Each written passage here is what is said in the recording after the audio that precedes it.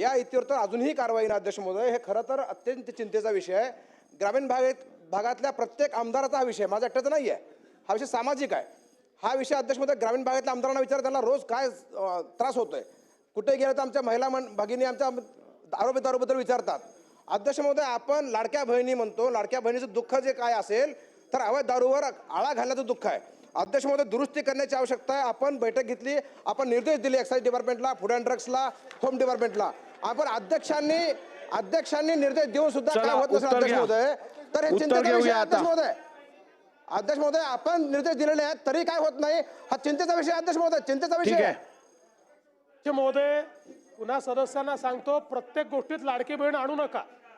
लाडक्या बहिणीच्या विरोधात जाऊ नका. घरी बसावं लागेल. प्रत्येक गोष्टीत लाडकी बहीण लाडक्या बहिणींचे पैसे चालूच राहतील. ती योजना सुरूच राहील. त्या योजनेला दुसऱ्या योजनेशी कंपेअर करता येत नाही, हे आपण लक्षात ठेवा. दुसरं, माननीय अध्यक्ष महोदय, आपण जर काही निर्देश दिले असतील आणि त्याची अंमलबजावणी झाली नसेल तर तात्काळ ती करण्यात येईल.